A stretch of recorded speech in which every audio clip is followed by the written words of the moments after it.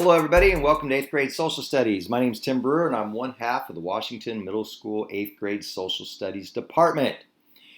This is my 35th year teaching in the Olympia School District. I've enjoyed each and every single year. I've taught grades 1st through 8th. I'm thoroughly enjoying Washington Middle School, where I've taught 5 years worth of social studies.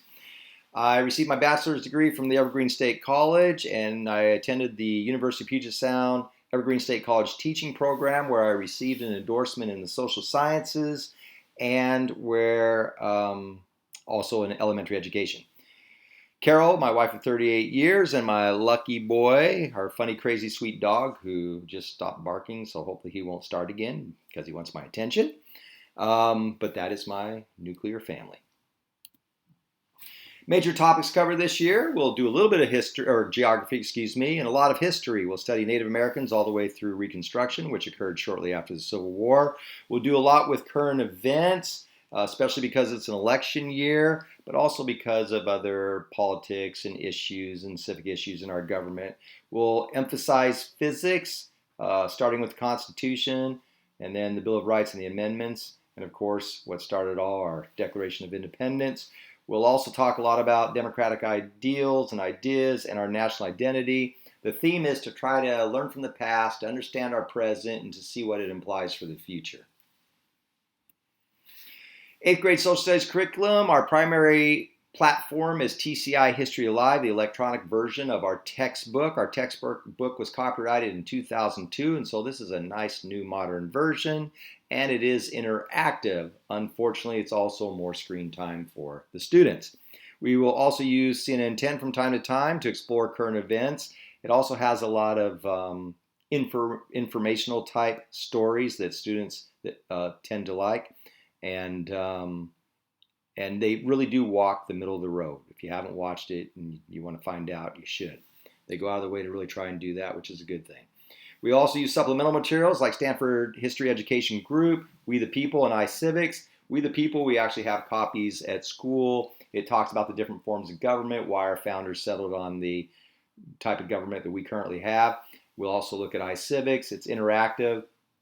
It was started by former Associate Justice of the Supreme Court, Sandra Day O'Connor, in her concern that we weren't getting enough civics in school. She started this website. It's very interactive. It's grown. It's got a lot of good history, resources, and students can do it at any time. They can Google it, find what they're interested in, and go for it. They can pretend like they can do interactive games where they're lawyers, where they're politicians, where they're running an election, all kinds of different opportunities to learn from. I tend to use a standards-based grading, 1 through 4. 4 would be the equivalent of like an A. However, with our distant learning, the default grades are A, B, C, and incomplete. And participation in my class counts for 30% of their overall score. Assessments are 70% of their overall score. Assessments are usually the chapter tests. Participation is basically their daily work, keeping up with the chapter, participating, using appropriate behaviors, being prepared, being on time, being engaged. Every 2 weeks I try to enter a participation score. All students start out with 20 points. It's up to them to keep their 20 points by completing our missions and assignments, and if not, reaching out to me to communicate so that I can help them adapt and so that I can also understand what their issues are. Communication is the key. Late work and test retakes. Within a reasonable amount of time, students can submit late work without penalty. They should touch base with me though and let me know. Then after 2 weeks, they really need to discuss the matter with me. Students can retake tests for a top score of up to 80%, maybe a little higher depending. I like to get them to a B minus or so if they do a retake. They have to do well on the retake in order to get that grade. That'll be the top score they can get. I suppose if a student had a C and wanted to improve it, they could also do that. If they're willing to go to that effort, why not? On my Schoology page up the top, just like most of the Schoology pages, if not all, they can find their Zoom link and a way to email me right away. And on the left-hand menu, a little bit smaller print, they can find the TCI History Alive curriculum. They click on that, and it takes them right to their account, and they can go to the assignments and get started. Every week I post a folder with assignments. This week's looks like this. Read first, setting the stage for this week's mission. A little blurb there I wrote about what we're doing this week. So we sort of switched gears. We got away from the textbook after the first chapter, and we're going to look at how our president's elected. And I did that because some kids haven't finished the last chapter, and I want to give them a little chance to catch up since we're so new in the year. And well, we've got the election coming up, and so we want to focus on that a little bit more. I sometimes will have a quote of the week or the question of the week, and basically the quotes consist of philosophical, motivational, or political quotes, or historical quotes. And the student's job is to respond to the quotes, interpret them, respond, share their thoughts, their views, and then they post it. Once they post it in the discussion, they can see what other students have written before them, and if they want to jump back on and post another discussion, they can. And so far, I haven't seen a whole lot of that, but I did see one. I asked a question, I think the first or second week of school, why do you suppose 50 to 60% of Americans don't vote?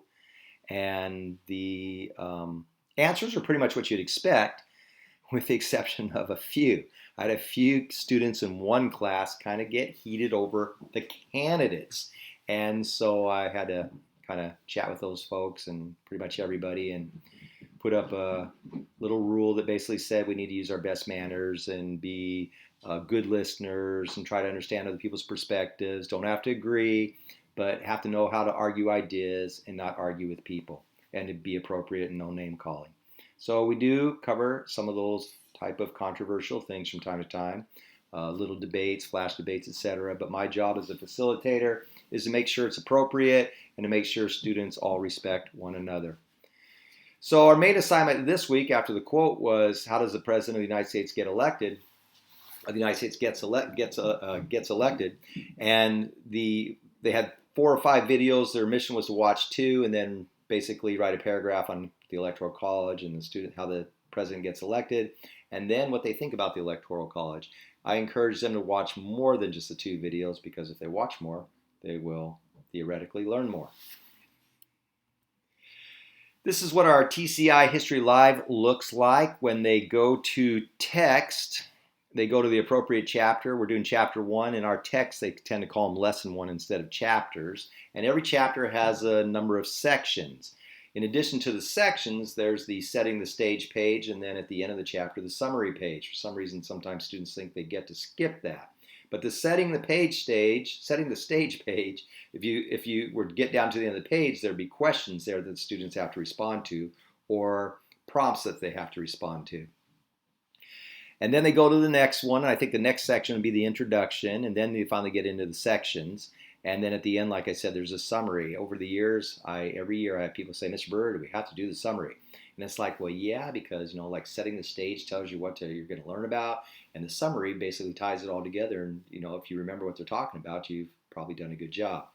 I also let them know that they should practice what we call SQ3R. It's been around for a long time. Survey the page. Okay, we're going to do some map work. Okay, it's about our colonial heritage. Scroll down, read the questions. And then I really recommend they take notes the old-fashioned way, paper, pencil, on when they read the text. And that way they know what the answers or what the questions are, so they can target their notes, and it helps them be interactive with the text, and therefore they might be more apt to remember what they've learned. This is interactive because if you press this, it reads to you. This is for English second language learners who speak Spanish. The text will translate to Spanish, as opposed to, unfortunately, it doesn't read out loud like it does for English, but you can read the text in Spanish. The star, if you press the star button, then it highlights the main ideas on each page. On the setting the stage, there's usually not main ideas because it's all encompassing. This is a highlighter. They can actually highlight the page and the parts they think they should know. And then these are little sticky type notes that they can post around if they want to. Then they have access to Google Drive and the printer. Now, the notebook, they get down the end of the page, that's where the questions are. And so they don't have to click on notebook, it automatically takes you there. But if they ever just want to go back to it, they can hit notebook. At the end of every chapter, there's a lesson game. It's a 20-point quiz is basically what it is. But I grade it as participation as opposed to a quiz or a test. I use the chapter test primarily for the assessments. But this is a good way to know if the student's ready to take the test. They get 2 attempts to answer a question. If they get it wrong the first time, if they get it right the first time, it's worth a point. Then they get to try again for half a point if they get it wrong. Vocabulary cards, every unit, every lesson or chapter has vocabulary cards where they can study the vocabulary.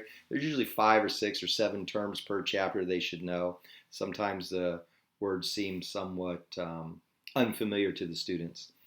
And then we have assessments, and that's where they go to take the final test once I assign it, once we're ready for it. All right, next page. Participation expectations for Zoom. Of course, everybody should be there. Periods 1 through 3 meet on Mondays and Thursdays. Periods 4 through 6 meet on Tuesdays and Fridays. Advisory meets every day. The beginning of the year, advisory, some of us weren't meeting with our students on Wednesday specifically. That was the time we look at their grades and see if we need to reach out to them. Of course, they didn't have much grades at the beginning of the year. Since then, we've been told that we should be teaching it every day, and so we are on Wednesdays, at least for the time being. Some of my students still kind of are in that mode where, hey, I don't think we have to show up on Wednesdays, even though I remind them that we do. So I'll continue to do that, and just so you know, at least for the time being, it is expected that students will be in their advisories on Wednesday. Zoom expectations, just like in class, engagement, participation, and appropriate behaviors that go along with that. And so far, the students have been great. I've enjoyed my Zooming with them, and hopefully they're getting something from it as well. Okay, how can you help your student? You can help your student with time management, technology support, communication, and discussion about class, and then check Skyward grades from time to time. My grades are not synced Schoology to Skyward. I just basically input them in Skyward, so that's where you'll have to check. I do that for a lot of reasons, but major reason is that if I want to modify the grades, it's much easier. Student does a retake, it's just easier to take care of for me. I think that's about all I have, with the exception of communication. Communication is really important too, that if something's going south with your student, please let me know. It's easier to take care of it up front as opposed to letting it build and build and build. I don't anticipate much like that, but if a student's struggling, please let me know. I'm always willing to modify and adapt. And then finally, feel free to contact me, kind of on the same vein there. Yeah, if you have issues or questions or anything, please let me know. And we usually get back to you within 24 hours, usually faster actually, but every now and then I do drop the ball, and you may have to send a little reminder. I think I've had 2 so far this year, but they haven't been real bad. It's just that it was a day later or so, 24 hours. I try to get back sooner than that.